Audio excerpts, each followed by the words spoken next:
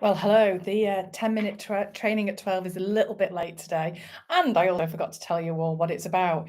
I am trying to take a little bit of time off this week. When I say trying is I am taking some time off this week. I've just rejigged how I'm taking some time off because I've got a bonkers week next week. And I realised that what was happening was I was stressing myself out more by taking the time off today and tomorrow than I was if I worked today and tomorrow, and then I could have all weekend off and get myself ready for next week because I'm all over the country next week doing training. It's going to be an amazing week. I'm in London, I'm in Holborn, I'm in Banbury, I'm in Manchester. I'm working with some amazing companies, talking to emerging leaders, talking to people on how they lead themselves forward, talking to people on how they create impact, what their belonging is.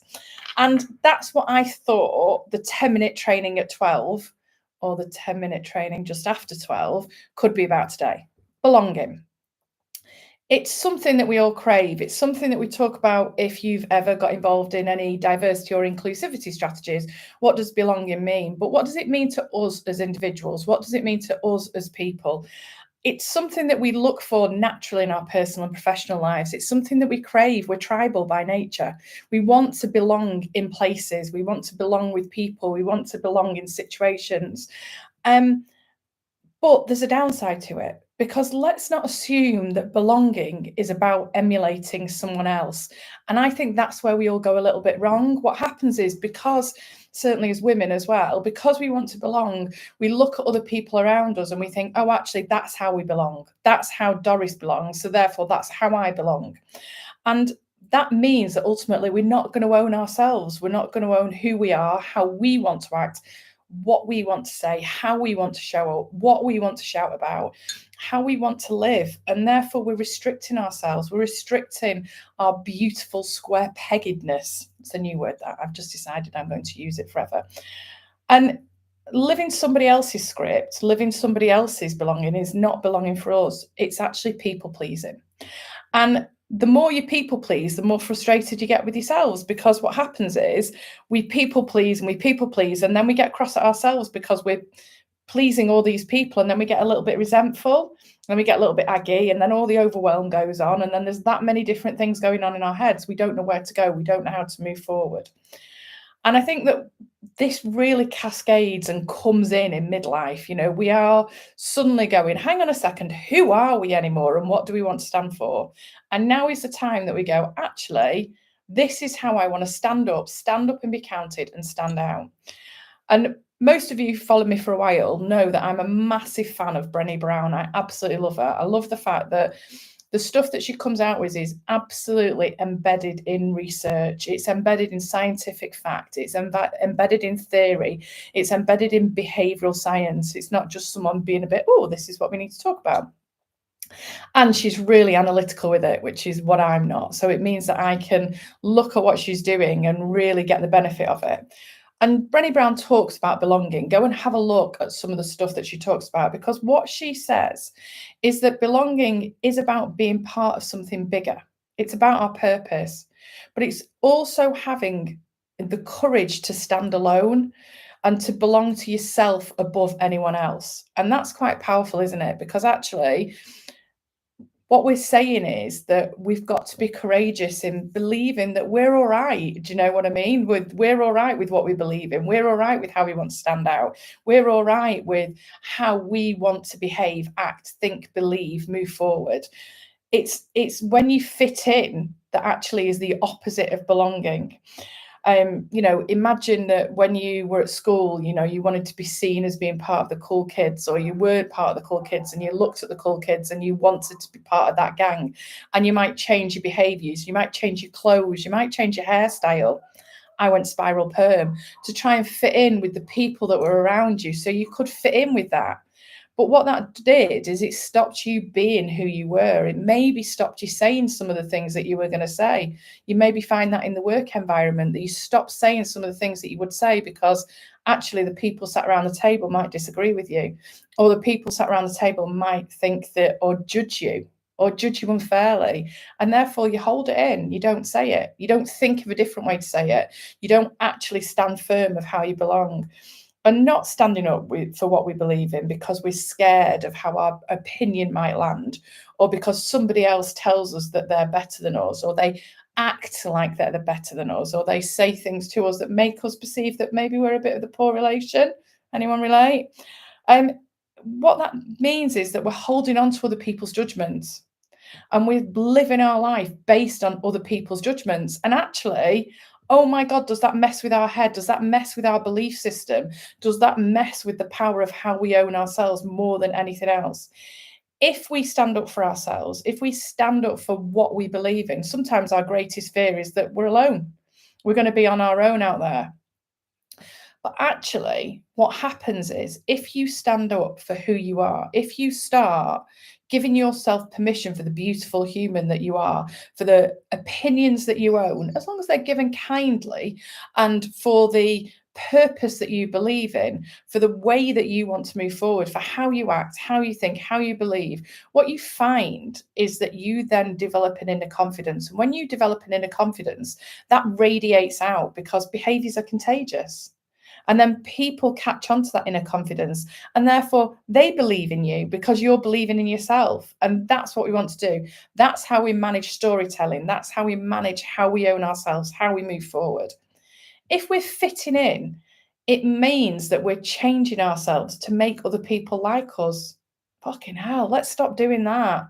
Let's stop changing ourselves because we think that's the only way that other people are going to like us, where other people are going to buy us, or where other people are going to understand our opinions. Because actually, what we're doing is we're simply people pleasing against what we're assuming they're going to be. Fitting in means we're taking our beautiful square peggedness and we're shaping it to suit other people. And then we just end up frustrated. We just end up living a life that's not our life, living who we want to be. And that then affects our purpose, it affects our belief system, it affects our value system, it affects how we stand up and be counted, it affects, if you're running a business, how people buy your services. Because, and I hate the word authentic, but you will not be coming across as real. And people only want to buy real. But equally in friendships, true friendships buy the real you. You know, if someone's buying you because you're kowtowing to their opinion, not true friendship, not a true system, not a true tribe. So, and don't get me wrong, this isn't about flexing. You know, I talk a lot about self-leadership. And I talk a lot about coaching-led leadership. And I talk about how if we build our emotional intelligence, we build our resilience, we build how we flex to other people, actually, we can all then move towards the desired outcome. That's about coaching-led leadership. That's about understanding how to coach. That's about understanding ourselves and then understanding other people and looking at how we can collaborate better together. Flexing your approach is not about belonging. Flexing your approach is about how you move towards an outcome. Belonging is about who you are, what you stand for, and how you go about your life, how you live, how you act, how you behave. It's about how you own your own story and how you get to choose what you're writing for the ending or the middle, the right now, actually. How do you want to write your story right now? You get to choose who you tell about your story and the different parts of your story, because not everybody, you might not choose to tell everybody every single thing about yourself. You might be an open book, but it's got to be your choice, and you've got to acknowledge that that's your choice and you're making the decision to tell that about yourselves. Research from Brené Brown shows that the opposite of belonging is fitting in. Where do I believe? How do I act? What do you say? How do you behave? Have a little think now, have a little bit of a reflection how you're behaving. Are you behaving to belong to yourself, or are you behaving to belong to fit into someone else based on what you think somebody else might think? And how does that then make you feel? Because that's the starting point. We need to understand that in anything that we do, how we feel impacts our thoughts. Our thoughts impact our behaviors. Our behaviors impact the results that we get, which then cascades and creates the impact that we have on people, on ourselves, on moving forward. So let's not look at how we change ourselves to fit in anymore. Let's not look at the fear of judgment. Stuff the judgment. Let's actually stand up and be the fabulous square pegs that we are and move forward. So here's the training part of it. This is a bit of self-reflection. Do you know what you want to stand for? And I'm not talking about political opinions. I'm talking about what you want to stand for in your personal lives, in your professional lives. Do you know where your value system is? What do you hold really firm? What is the thing that you really believe in? Is it honesty? But then don't just say honesty. What does honesty mean to you? Does honesty mean to you that absolutely everybody that you come across, you are believing that they're giving you their truth? Or does it mean something else? Because honesty means different things for different people. Ask yourself, what influences you the most and who influences you the most? And then ask yourself how important they are to your life and whether you are fitting into what you perceive they want to hear from you, or whether it's a true influential collaboration. And I mean that from a friendship point of view as well as a professional point of view as well. Ask yourself, how often do you not speak up? And that's not about you speaking up and shouting for what you believe in. And that's not about you not listening to what other people believe in and listening to other people's opinions. That's about how often you don't say anything for fear of being judged. How often do you do that? How often do you doubt your own voice? How often do you say something and then your next thought is, sweet Jesus, Mary, Joseph, and all the orphans, what are they going to think about what I've just said there? Scale yourself. How often do you think that? And maybe instead of asking yourself how to fit in, maybe the question we should all be asking ourselves is, how do we want to stand out right now? How do we want to stand out and move forward? What do we want other people to think of us? So therefore, how are we telling our story? Because it's ours. What are we saying that makes other people see the person that we are? What do you want other people to know about you, and how are you telling your story? And maybe reflect on what's stopping you from sharing it. That's your homework. Drop me a line. I would love to know what you think of those questions. I would love to know what your reflections bring back out of those questions. I'm really curious to know how often you are stopping yourself from sharing your truth, from sharing what you believe in, from looking at actually how you want to stand out rather than how you want to fit in.